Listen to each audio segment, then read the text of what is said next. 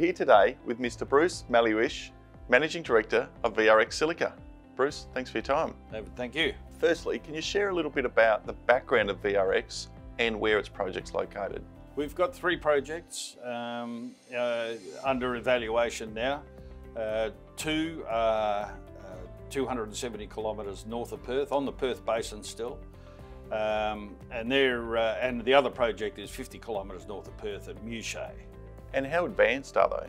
Quite advanced, in fact. We've been working on them now for a bit over a year and a half. We've published JORC compliant resources. We've conducted 3 iterations of test work. We've completed engineering studies on them and a capital estimate. We're at the point now where we've got all the ingredients for a feasibility study, which we're looking to put out in the next quarter. And we've also, last year, we spent an enormous amount of time and money on baseline environmental studies. So we're ready to lodge mining proposals now with the environmental authorities. The projects have clear infrastructure advantages. We selected these sites for a couple of reasons. Number one is that it is in the right geology or the right geomorphology, but also because they're adjacent to the railway line. These are going to be bulk export commodities. So our northern project will get exported out of Geraldton, the southern project exported out of Kwinana. But also they're on vacant Crown land. So the only stakeholders we have to deal with are the state and native title applicants. In terms of the silica market, how has that changed in recent times and what opportunity has it created for an Australian player?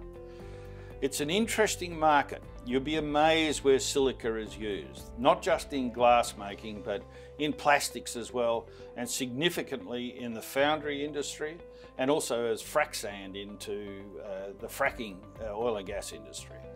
It's a huge market, but you know, silica sand itself is the most prevalent mineral on the planet, but it's also the most used. But not all silica sand is suitable for glass making. And in fact, the single biggest use for silica sand is concrete. But you're looking for an inert sand. So it needs to be very low in iron, and it particularly has to be low in the other elements that are within silica itself. So predominantly you need silica sand, and you need sort of better than 99.5% to get into the glass making. Both of our projects can provide that market. But it's a particularly opaque market because there are so many final products and there are so many domestic suppliers within Asian countries.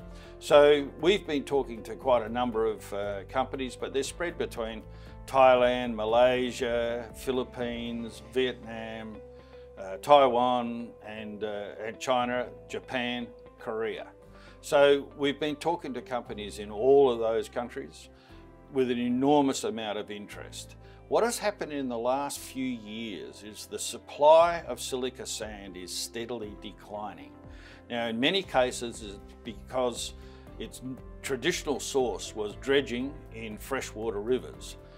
The consequences of that are not being accepted by most Asian countries now. Governments are cracking down on those sort of suppliers.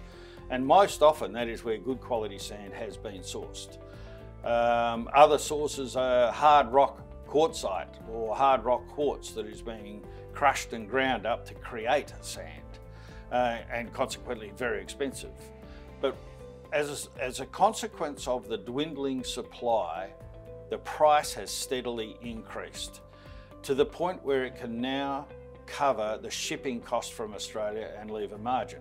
So there has been no industry to speak of in Australia because we're just too isolated and the cost of shipping here is so expensive. But that's going to change.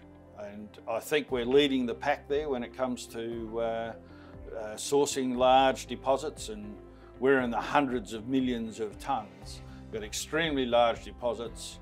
One of our projects is extremely high grade. It's a world-class high grade silica sand deposit at Maluish, and we've done an enormous amount of work on resources and test work and engineering. Looking forward, what should investors focus on? It's good. It's a difficult commodity to research, and I suggest if anybody looks at research the supply side of the equation, less the final product, because they will discover that it is getting more and more difficult to source appropriate, good quality sand. We've got lots of it. We're well advanced in our projects. We're in that stage now where we're seeking environmental approvals.